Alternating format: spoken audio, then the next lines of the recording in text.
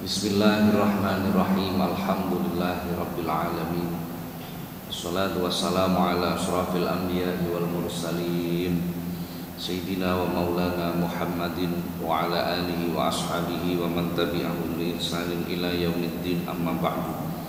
Ila hadratin Nabi Mustafa Muhammadin sallallahu alaihi wasallam wa alihi wa azwajihi wa auladihi wa dzurriyyatihi al-kiram wa ila jami'i baqiyati sahabati wa tabi'in wa syuhada'i wa shalihin wal ulama'il 'amilin wa musannifin wa mu'allifin wa jami'il malaikatil muqarrabin wa sadatina sufiyatil muhaqqiqin khususan lil sultanil awliya Syekh Muhyiddin Abdul Qadir Al-Jilani wa sairil awliya'illah wal awliya tis'ah wa ummahatina wa abaina wa ajdadina wa jaddadina wa masyayikhina wa asatidina wa muallimina wa dawil hukumil wajibati alaina wa ala al-hadirina fi majlisina hadha khususan ila man fataha hadhil qaryah wa khususan ila mu'alifatil kitab Syekh al-Imam Jalaluddin bin Kamaluddin As-Suyuti radhiyallahu anhum sayulillahi lahumul fatihah.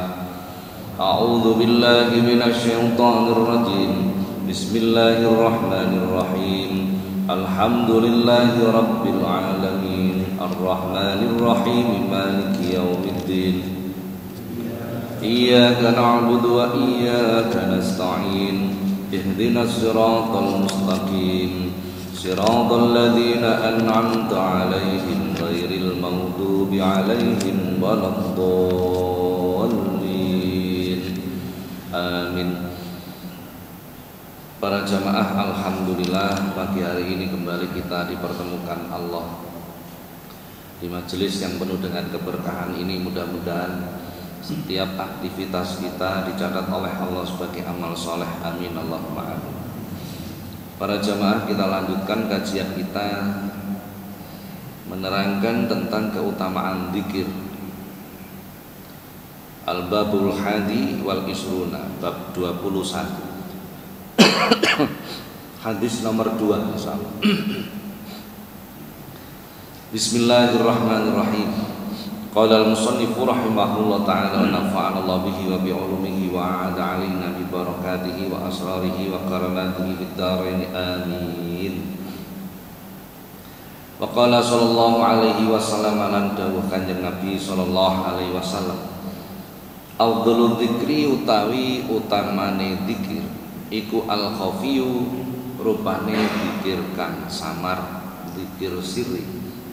Hadisnya pendek.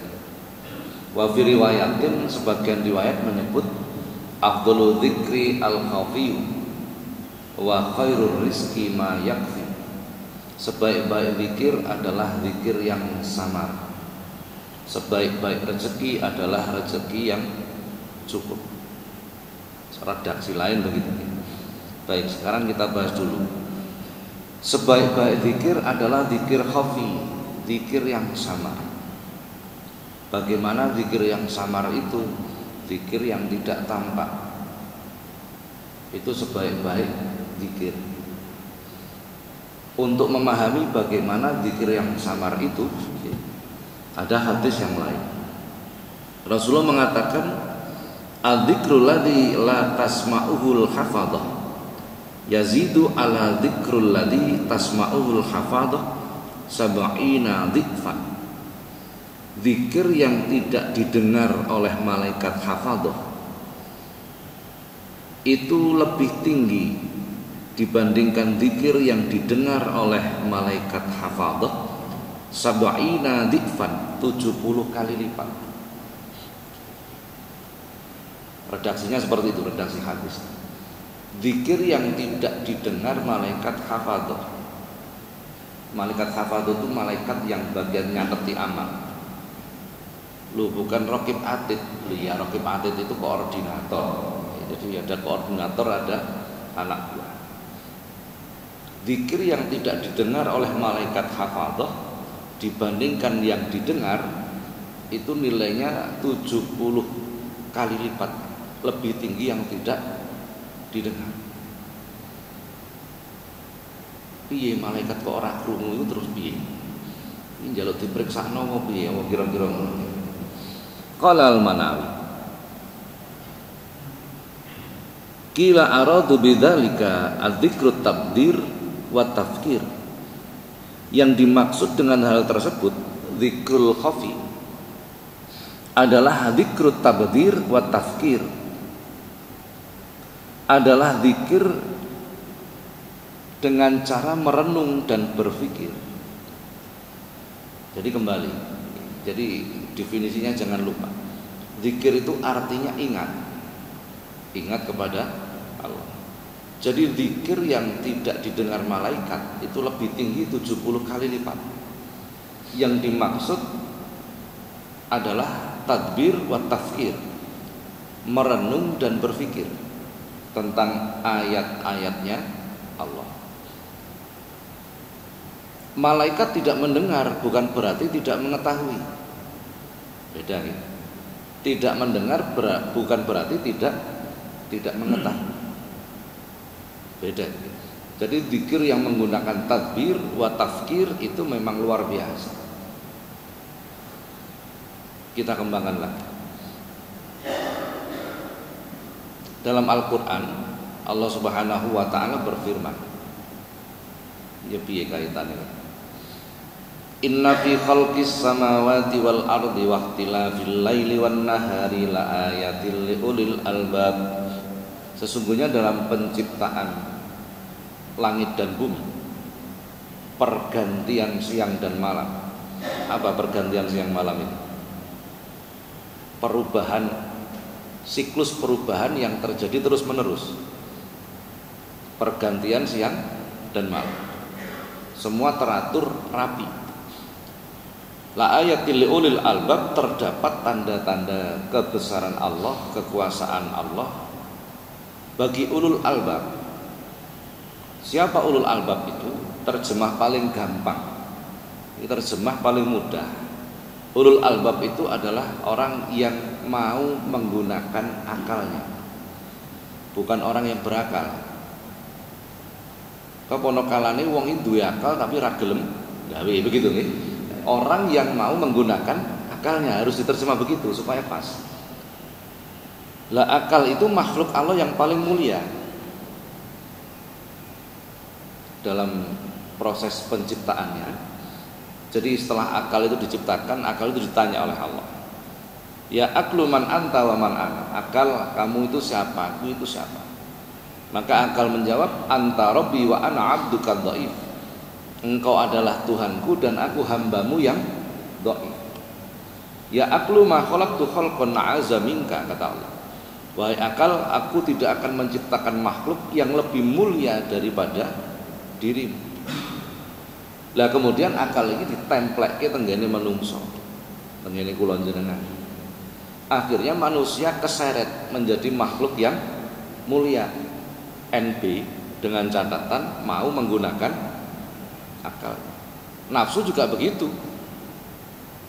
Mulai awal diciptakan senengane bantah. Nafsu kowe sapa? Kata Allah begitu. Ana wa anta, aku yo aku, awakmu yo. Fa adzabaha bin nari jahannam mi'ata sanatin. Kemudian nafsu ini oleh Allah disiksa di neraka jahanam 100 tahun. Diangkat meneh, aku sapa, awakmu sapa? Aku yo aku, awakmu yo. Banyak nafsu mulai zaman awal wis tukang ngeyel, ngoten ya. Lah nafsu itu juga ditemplekke tenggene kula jenengan. Maka orang yang mau menggunakan akalnya akan diseret menjadi makhluk yang mulia. Kok ora gelem gawe akale, maka terjerumus oleh kekuatan nafsu tadi. Pun tanda-tanda kebesaran Allah, tajalli af'al. Kalau orang tasawuf menyebut begitu nih, ngetoke penggawene Gusti Allah. Luar biasa, bahasanya saja sudah luar biasa. Ngetoke penggawene Gusti Allah. Apa bahasa Indonesianya apa itu?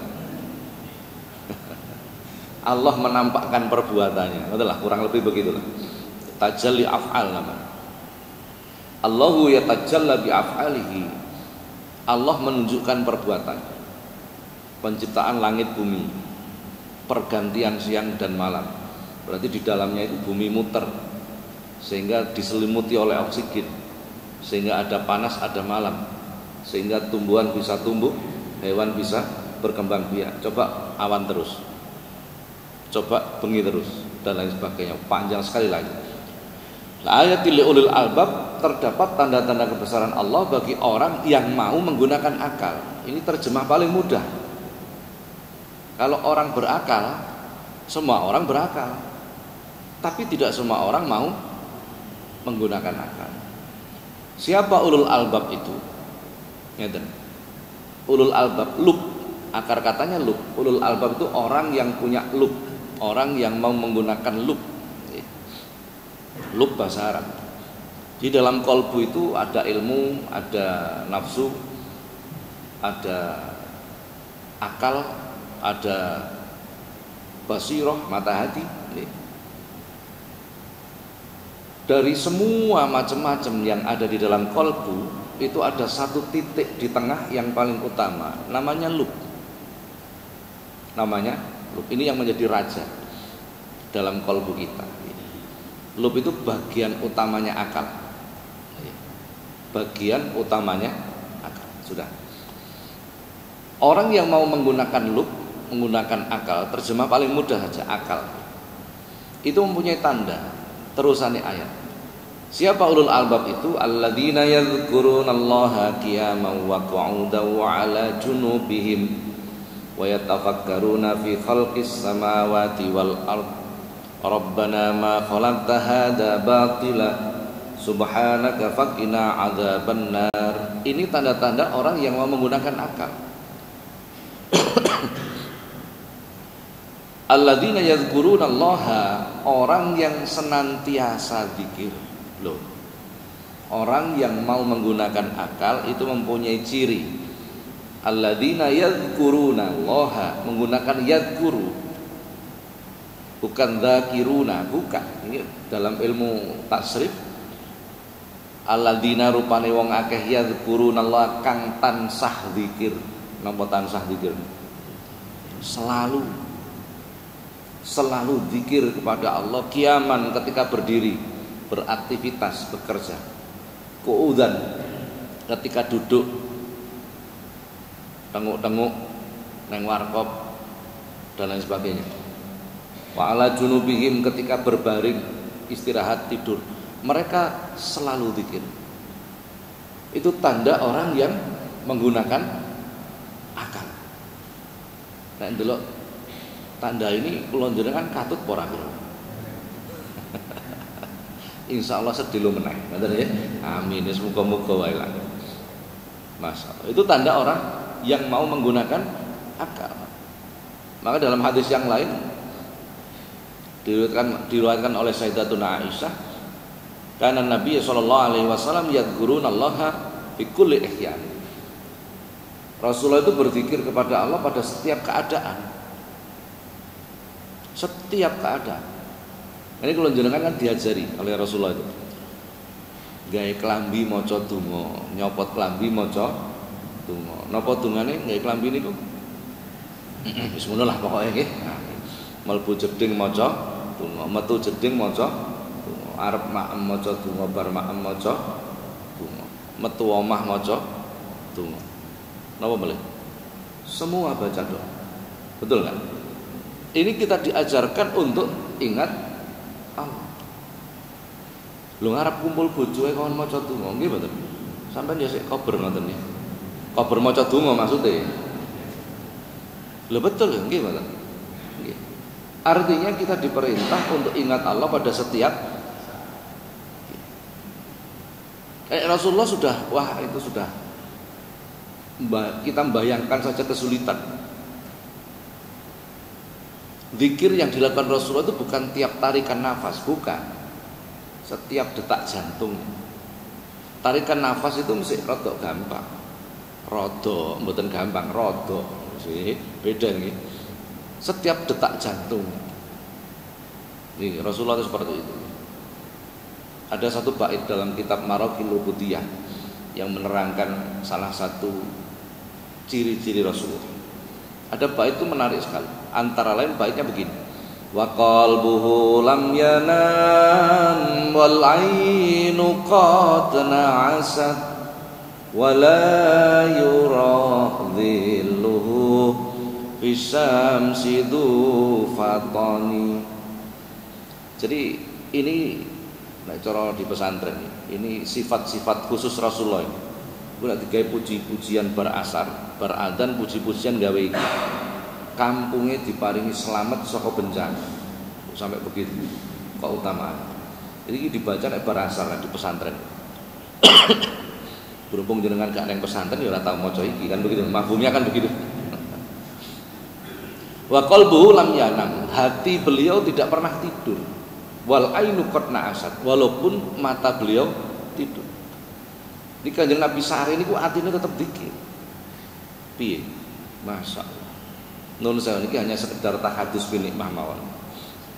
Saya mengalami hal ini itu hanya sekali sampai usia sekarang. Iku lo nanti tidur tapi hatinya tetap dikir. Itu baru sekali. Artinya apa? Saya bersyukur saya pernah membuktikan. Walaupun tidak setiap hari, hanya sekali saja. Ternyata bisa. Ternyata bisa. Jadi hati beliau itu tidak pernah tidur walaupun mata tidur. Wala yuradilluhu fi samsi fatani. Beliau Rasul ketika melintas di siang hari terkena cahaya matahari gak ono ayang-ayang. Tidak ada bayangan. Coba piye gak ono bayangan ini nek kena matahari gak ono ayang-ayang. Jarene arek-arek sing dapat kayak pinter.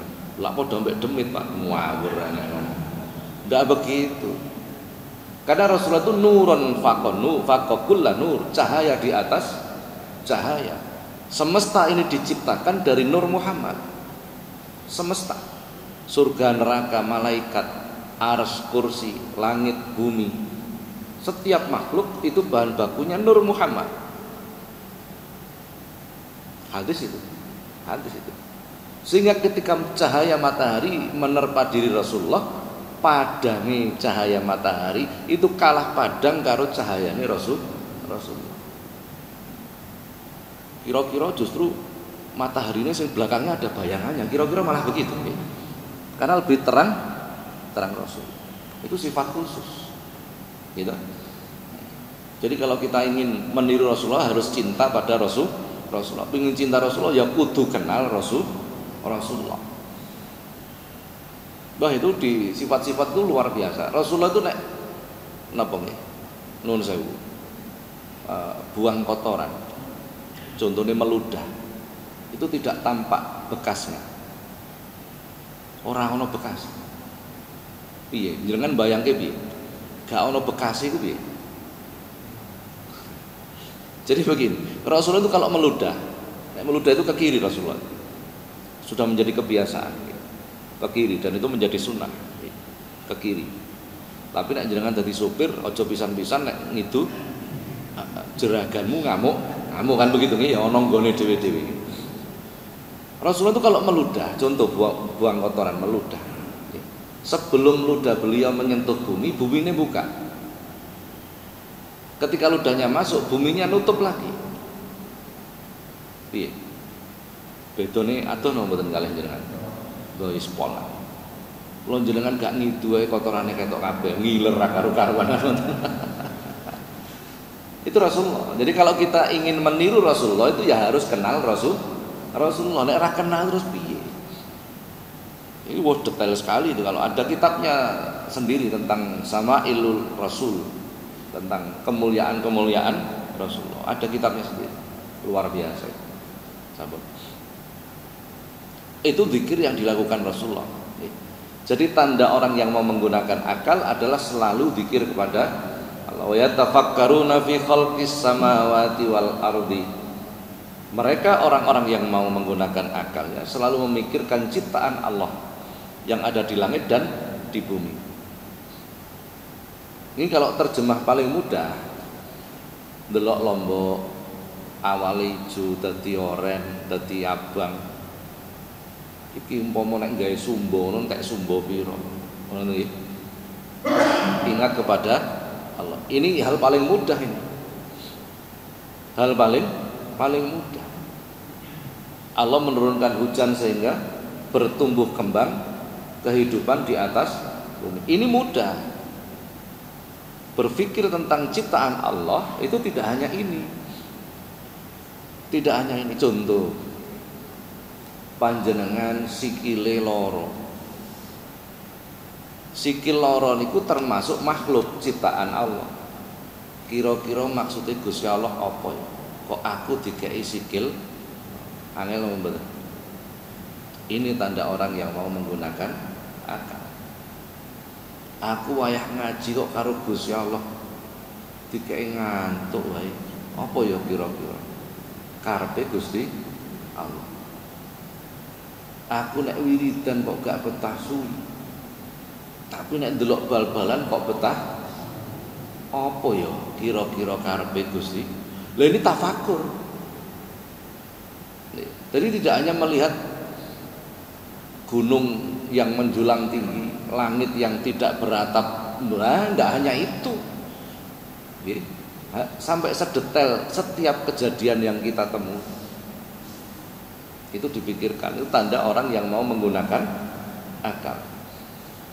Lah, ketika mereka orang-orang yang mau menggunakan akal itu selalu berzikir kepada Allah, berpikir tentang ciptaan-ciptaan Allah, maka di penghujungnya mereka akan selalu mengatakan Rabbana ma khalaqta hadza batila subhanaka faqina adzabannar. Wahai Tuhanku, apapun yang kau ciptakan satu pun tidak ada yang sia-sia. Satu pun tidak ada yang sia-sia. Satu pun. Ono jagung, tanduran jagung sing biasane digawe buah jagungnya dipipili ngoten nggih, klobote ya iso kanggo, uwite ya iso kanggo. Ini bagi orang yang mau berpikir. Tidak ada satupun yang sia-sia. Artinya apa? Orang yang mau menggunakan akalnya itu adalah orang yang sangat kreatif. Orang yang sia-sia. Baik kreativitas itu berupa perbuatan ataupun pikiran. Ya Allah Gusti, mboten enten setunggal pun, tidak ada satupun ciptaanmu yang sia-sia. Kula panjenengan paringi bojo sing super cerewet, gak sia-sia. Bojo kula mau weneng nek gak dituthuk ramuni, mboten sia-sia. Semua tidak ada yang sia-sia. Coba. Ini hanya diberikan oleh Allah kepada dawil albab, orang-orang yang mau menggunakan akal. Luar biasa. Tapi ciri pertamanya adalah selalu zikir kepada Allah. Pun wis ora usah jeru-jeru ngajine semonten mawon lah, tambah kangel. Kita lanjutkan. Waqala sallallahu alaihi wasallam lan dawuh Kanjeng Nabi sallallahu alaihi wasallam, asyadul a'mali utawi abot-abote pira-pira amal iku salasun nono telu. Siji iku rupane zikrullah taala ala kulli halin, zikir kepada Allah ala kulli halin ing tese saben-saben tingkah. Wa muwasatul akhi min malik. Tengene kita panjenengan malikin apa malika? Malika. Niku diwaca malika kena, malikin ya kena. Wa muwasatul akhi lan ngerem-ngerem sedulur min malikin, nek min malikin dari raja, dari penguasa, nek min malika dari harta. Wa insaful fakiri lan nyurteni wong-wong kang fakir al baisi kang banget min nafsika saking awak sira. Amal yang berat untuk dilakukan. Yang pertama adalah zikrullah ta'ala ala kulli halin, ingat kepada Allah pada setiap perbuatan, setiap tingkah. Itu memang luar biasa. Terus ngeten, nek kepingin saged ngeten iki, minimal kita itu melakukan doa. Arep budal kerja ndonga, arep turu ndonga, pokok ngoten riyen. Diawali seperti itu. Mboten apal dongane, minimal maca bismillah. Enak toh? Jadi beragama itu mudah sekali kok. Yassiru wala tu'asiru, kan ngoten nggih. Mudahkan, jangan dipersulit, tapi jangan meremehkan. Nggih, jangan meremehkan. Pun zikir pada setiap keadaan, membiasakan seperti itu.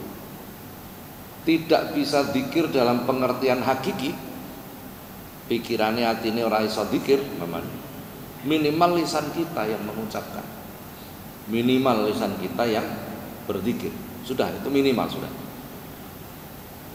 Berupaya seperti itu pada setiap keadaan. Ngulinakno eling Gusti Allah. Wong niku nek wis kulino eling Gusti Allah, arep maem maca donga, bar maem maca donga, arep napa jenenge gawe klambi maca donga, terbiasa seperti itu, terbiasa zikir. Nggih. Mengko tengah-tengah maem kok sendoke ceblok. Innalillah. Eling tetap Gusti Allah. Mlaku kesandung subhanallah. Wis masih gak padha. Kudune nek kesandung muni napa? Innalillahi kan ya. Kesandung subhanallah. Ora apa-apa, sing penting zikir. Ana bledek dier saking kagete. Yasin wal Qur'ani hakim, ora apa-apa, sing penting zikir. Lho gitu. Sing penting itu masih gak pas gak apa-apa jenenge kaget. Kaget itu kan apa kaget itu? Yes, apa yang keluar dari lisannya itu kan apa yang menjadi kebiasaannya kan begitu kan? Wis ra apa-apa. Wis ana bledek dier. Yasin wal Qur'an wa kulina maca Yasin. Kan ngoten mawon gak ngilang. Sing penting zikir. Tanggane mati. Kuaget jumbul. Mau bengok-bengok anak-anak itu. Ana apa? Bapak mati. Alhamdulillah. Ora apa-apa. Pokok keluargane gak krungu. Keluargane krungu kan masalah kan ngoten nggih. Eling Gusti. Jadi begitu. Hal itu terjadi karena kebiasaan. Lah coba nek mboten kulino zikir, sendok ceblok ejaran. Kesandung ejaran. Kira-kira piye? Bahaya. Mengko nek mati ditekani malaikat maut. Tekone ku ujug-ujug napa ujug-ujug. Mendadak, medeni. Semua malaikat, nek kepethuk malaikat maut wedi. Semua malaikat. Aja kula njenengan. Mak bedunduk metu malaikat maut apa bedunduk. Kaget. Lah nek kulinane muni ejaran, begitu bedunduk ejaran. Kira-kira tambah ngamuk ora malaikat. Kan ngoten iki. Ini logis, logika ini.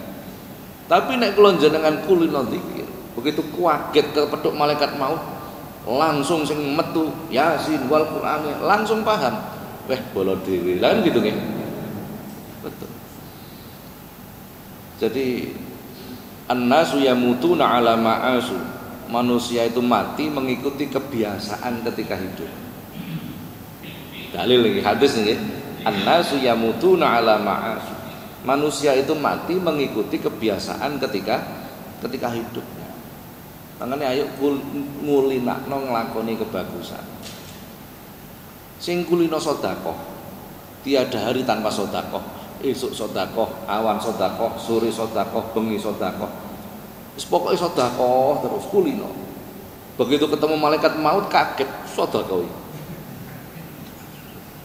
Ini gambaran mawon, ilustrasinya seperti malaikat yo rada telat oleh aku kok disogok. Ora ngono maksudnya, menunjukkan kebiasaan. Jadi sesuatu itu tidak ada yang sulit selama sudah terbiasa. Wa muasatul akhi min malika. Lan ngerem-ngerem sedulur min malika saking bondo sira. Kalau dibaca malika dari harta. Maksudnya ngerem-ngerem sedulur itu adalah menolong saudara kita dengan harta kita. Tapi kayaknya kurang tepat kalau dibaca malika. Harusnya min malikin. Jadi menolong saudara kita min malikin dari penguasa. Maksudnya kedzaliman. Kayaknya ini lebih tepat ya. Jadi membantu saudara kita yang teraniaya itu hal berat itu. Jadi kalau ana wong didolimi wong, kula jenengan iki sebenarnya tidak boleh diam saja.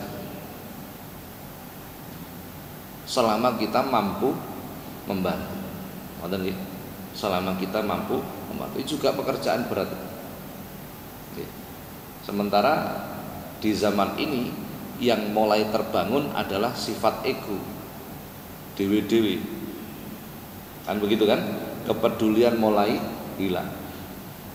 Indonesia zaman dulu iku masih yo gak patek ono pengajian. Zaman dulu ini, zaman si musuh londo, si as merdeka itu memang zaman sulit. Sekolah wae angel, kok sekolah mangan wae angel, apa meneh pengajian jarang. Tetapi adat yang dilakukan itu adalah adat yang berawal dari syariat. Dengan pirsani zaman riyen. Neng kampung ana wong gawe omah. Tangga-tanggane do teko ngrewangi. Gak kadek diundang. Nggih mboten? Ini syariat. Ini syariat. Dadi nek tanggane repot ngerdo ngrewangi kabeh. Tanggane mantu do ngrewangi kabeh. Tanggane duwe gawe ngrewangi kabeh. Sakniki. Nah, jadi sebenarnya kita banyak kehilangan kita ini, gitu. Ini nopo. Kalau ini sering ngomong sepanjang gapatek Jowo. Artinya kita sudah mulai kehilangan karakter kita. Karakter kita sudah banyak yang hilang. Kapanane to kula mantu niku bingung. Golek tukang masak niku sampai teko Pacitan mriku. Duh, masyaallah. Mulai terjadi pergeseran nilai mulai terjadi. Pun kepedulian mulai hilang. Yang ketiga, wa insaful fakiril ba'is min nafsika. Nyurteni wong-wong fakir kang banget fakire min nafsika saking awak sira. Berbagi kesenangan dengan orang-orang fakir. Berbagi kesenangan dengan orang-orang fakir.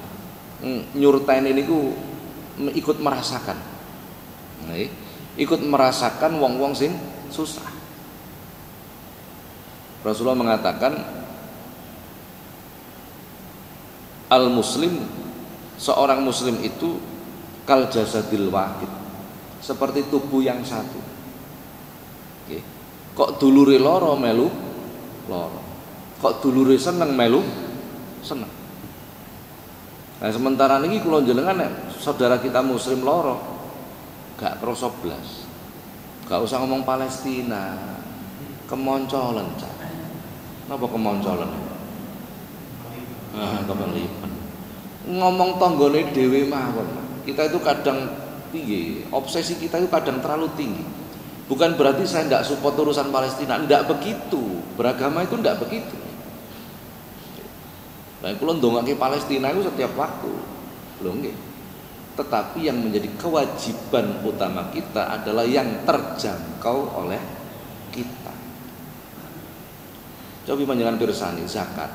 Zakat itu boleh keluar dari kampungnya manakala kampungnya telah selesai. Berarti yang didahulukan yang terdekat. Korban nggih ngoten. Boleh keluar dari kampungnya manakala kampungnya telah selesai. Artinya mana yang terjangkau? Dhisikno tangga. Gitu? Nggih, sampean duwe tangga. Karo duwe dulur. Dulure jenengan iku beda kampung. Mana yang dahulukan? Tangga. Memang begitu aturan agama. Nggih. Nah, kepedulian itu kepada orang yang terdekat kita, yang terjangkau dengan kita. Itu dulu. Mengko nek kula jenengan iki omahe kobong kesusahan, sing nulungi iku dudu dulure sing adoh, tapi tangga. Nek mati sing ngusung ya tangga. Gitu. Ini dahulukan. Pun. Jadi berbagi kesenangan dengan orang-orang miskin. Berbagi kesenangan ini nek Tanggane susah melu susah, tanggane seneng melu seneng, tanggane bayarane mundak ya melu seneng, masih gak didumi ya melu seneng. Lah ngoten mawon. Lah orang itu kan macam-macam nggih. Ana sing paham ngaji ya paham lah nggih. Ketika bertambah kenikmatannya dia bersyukur kepada Allah. Sing melu ngaji, sing ra melu ngaji ya tetep ra paham. Senajan wong liya niku ndak punya kepedulian, tapi kita harus punya kepedulian. Dan lain sebagainya. Bon, niki 3 perbuatan yang memang terasa berat. Yaqulullah azza wa jalla dalam sebuah hadis qudsi, yaumal qiyamati sayalamu ahlul jam'i min ahlil karam.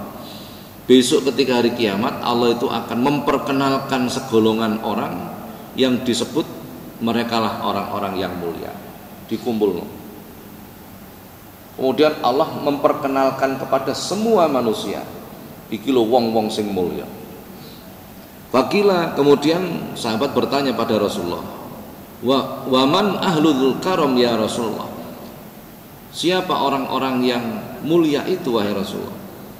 Qala, Rasulullah mengatakan, ahlu majalisid dzikri, orang yang suka hadir di majelis dzikir. Kata majelis itu menunjukkan banyak. Majelis dzikir itu artinya bermajelis bersama-sama. Siapakah orang-orang yang mulia itu ya Rasulullah, yang Allah membangga-banggakan mereka di hadapan semua makhluk? Rasulullah mengatakan ahlu majalis dzikri adalah orang yang suka hadir di majelis dzikir. Jadi dzikir berjamaah itu ono dalile. Ngoten nggih, ono dalil. Itu oleh Allah disebut ahlul karam, orang-orang yang mulia. Wong sing hobi teko teng majelis sholawat, majelis istighosah, majelis manakib, itu semua bentuk dzikir. Oleh Allah besok hari kiamat dibangga-banggakanlah mereka, dikenalkan pada semua makhluk bahwa mereka adalah ahlul karam, orang yang mulia. Tuh, apa nggih? Ya. Ini sing seneng teko teng majelis dzikir. Begini itu masuk majelis dzikir. Ingat Allah melalui hukum-hukum Allah, teori. Kapan-kapan ayo dipraktek nih. Piye sih dzikir jamaah itu, dzikir berjamaah itu seperti apa? Nah, itu harus belajar seperti itu. Barangkali ada yang kita tidak tahu bentuk dzikir itu, nek dilakoni bareng-bareng akhirnya ngerti. Nek sampean lungguh bareng macane meneng-menengan, ya tetep ora ngerti kan gitu nggih. Nah, itu namanya dzikir jamaah, dzikir yang dilakukan berjamaah. Itu perlu dipraktekkan supaya pertama kita mengenal dulu. Nah, is mengenal kemudian kita menjadi bagian dari majelis dzikir itu. Betul itu, oleh Allah sangat dimuliakan. Sangat dimuliakan. Allah saja memuliakan. Kalau Allah memuliakan, para malaikat mesti ikut memuliakan. Gitu, dan lain sebagainya dan seterusnya. Jadi kalau ini, insya Allah beberapa kawan-kawan dari Masjid Mukimuddin pernah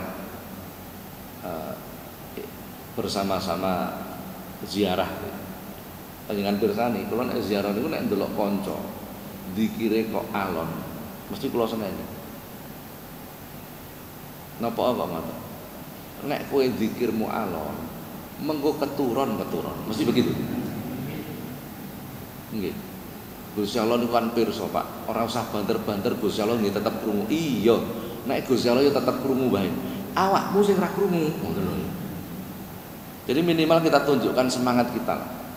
Nek ngomong kusuk masih adoh lah. Masih jauh kita itu.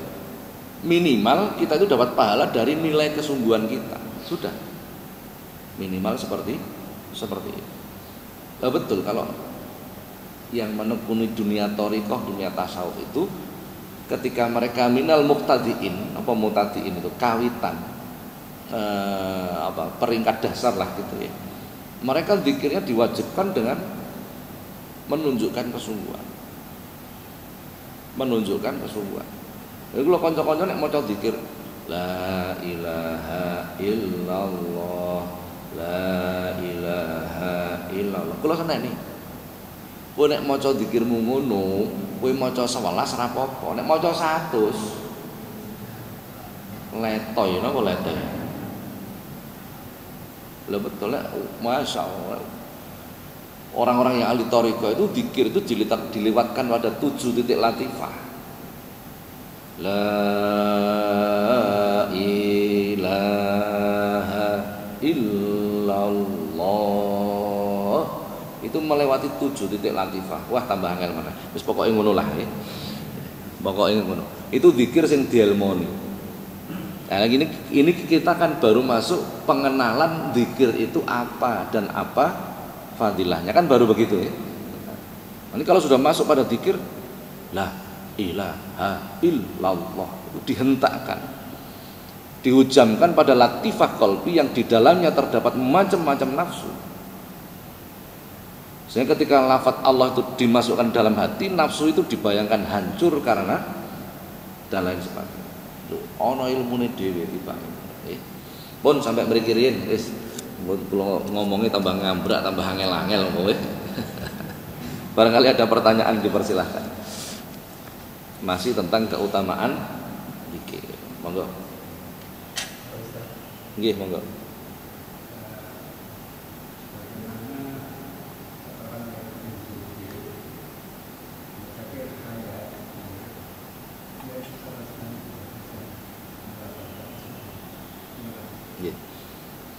Apakah ada orang yang ahli zikir di akhir hayat dia tidak bisa mengucapkan zikir? Ada.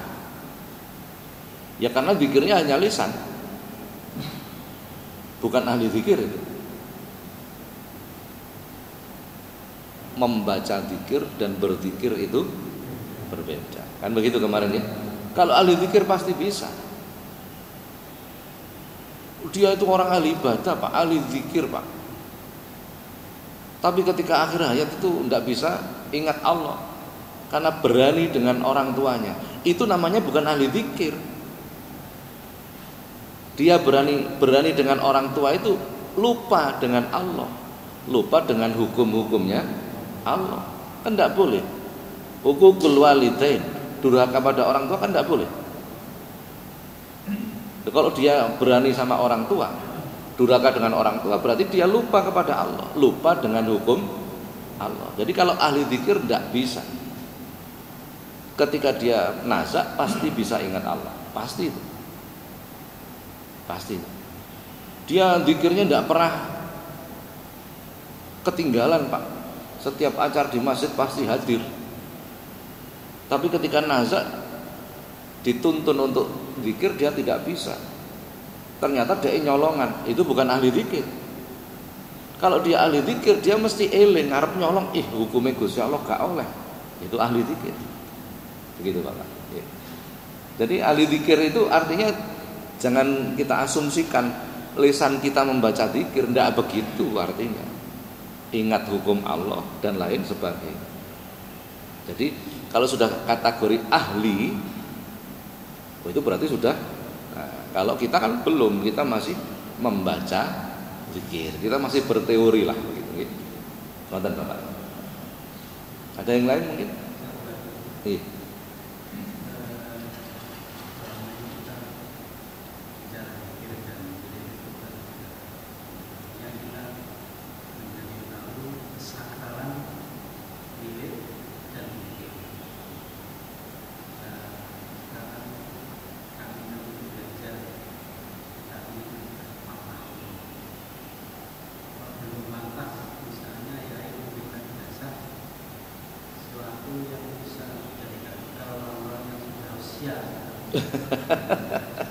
Artinya mirip tapi yang tidak melatih jadi bisa mengeluarkan energi positif dari bekal setelah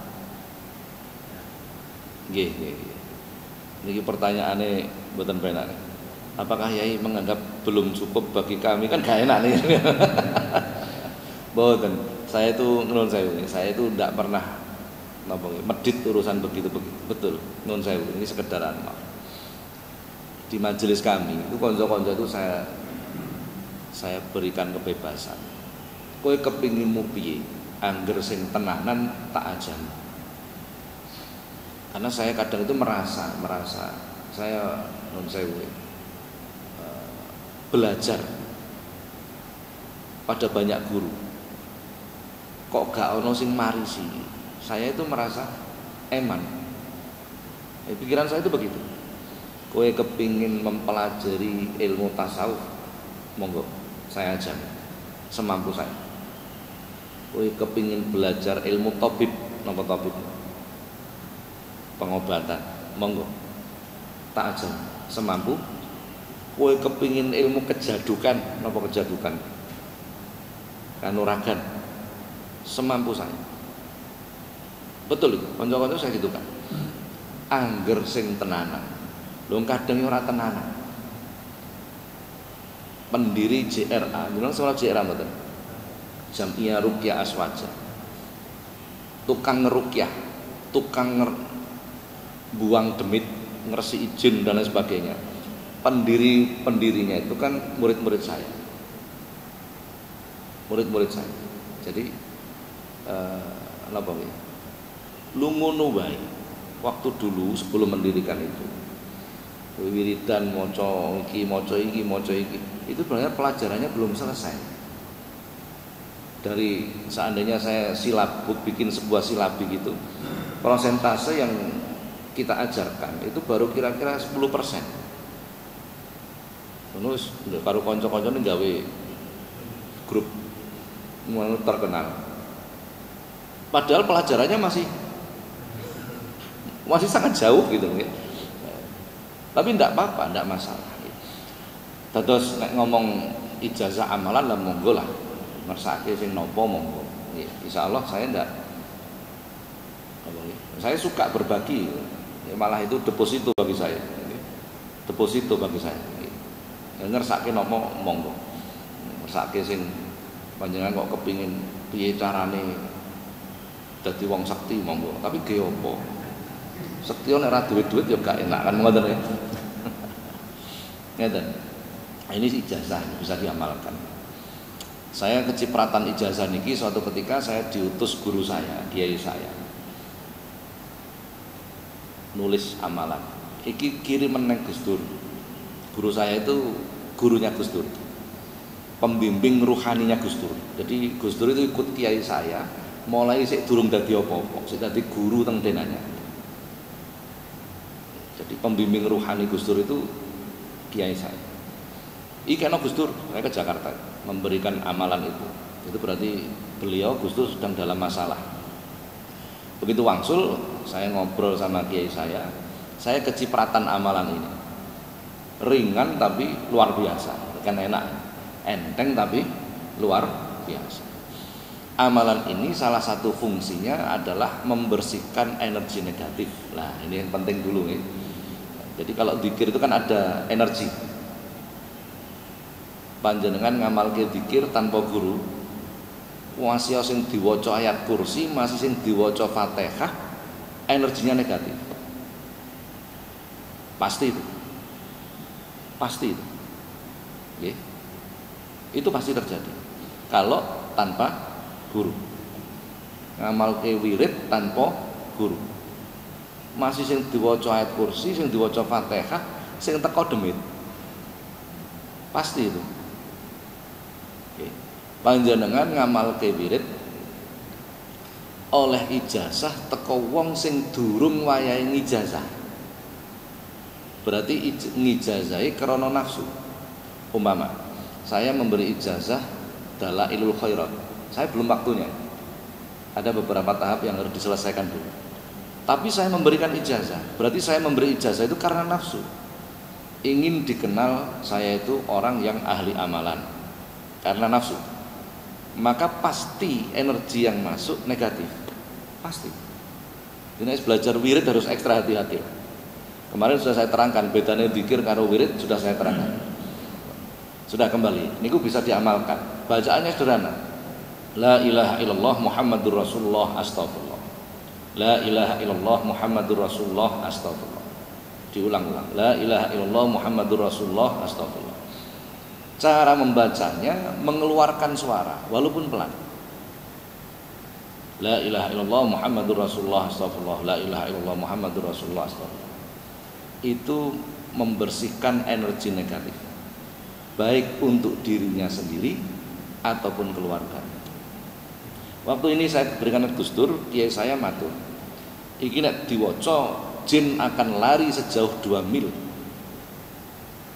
2 mil ku mbuh pira.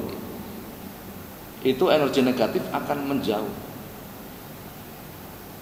Lagi, panjenengan kok ono keluarga, ono konco, ono dulur sing sedang mendapatkan problem seperti ini, ada energi negatif di dalamnya. Bacakan itu dengan suara keras sampai dia mendengar. Insya Allah akan. 2 minggu yang lalu, wonten wong Gunung Anyar niku minta bantuan bulike itu sakit tapi tagoyur ngomongnya serak karu-karuan, minta diistikharoi ini terus pundi ya ini. Soalnya beberapa keluarga kami itu setiap menjelang meninggal itu banyak yang seperti ini, dan ibu saya sendiri itu sampai lebih dari 1 bulan. Ternyata nun sewu basicnya kejawen, sehingga ada energi negatif yang harus dihilangkan supaya tidak mengganggu proses nazak ini tadi. Begitu sudah diproses, keluar dari mulutnya ini cairan hitam, setelah itu meninggal. Nah, begitu itu banyak. Begitu itu banyak. Ini nek wis ngomong wirid harus hati-hati. Itu niku wau saged dipun amalaken. Itu untuk membersihkan energi negatif pada diri kita. La ilaha illallah Muhammadur Rasulullah astagfirullah. Ini apa? Ini amalan besar. Karena waktu itu saya disuruh untuk memberikan ini ke Gus Dur, kemudian disuruh memberikan ini ke Habib Anis, disuruh memberikan ini kepada Habib Lutfi. Berarti wong telu perlu diresiki kabeh kan, gitu logikanya nggih. Logikanya seperti pun ngoten nggih. Sampun para jamaah monggo Ibu.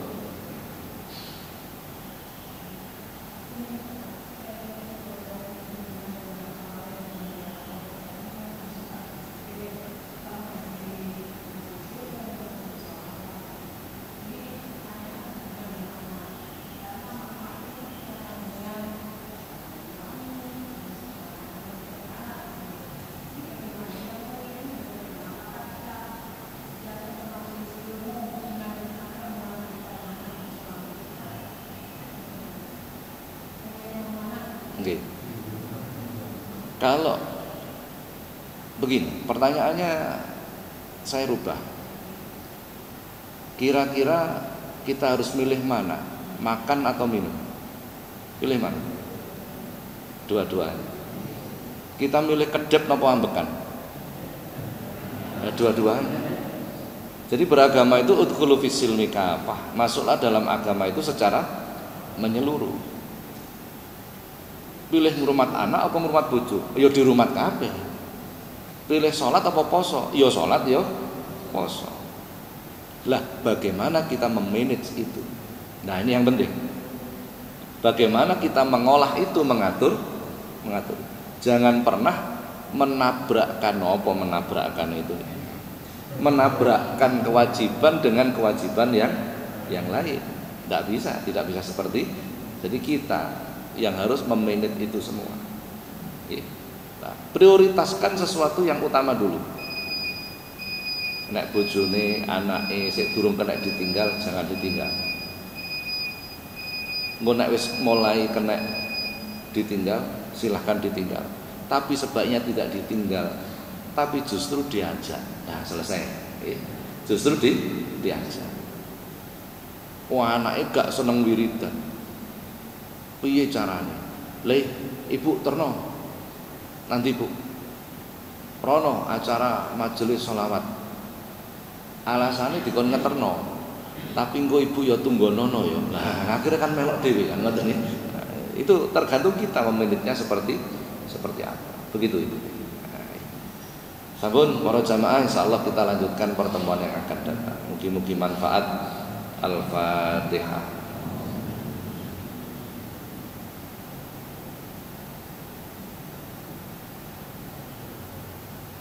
Assalamualaikum warahmatullahi wabarakatuh.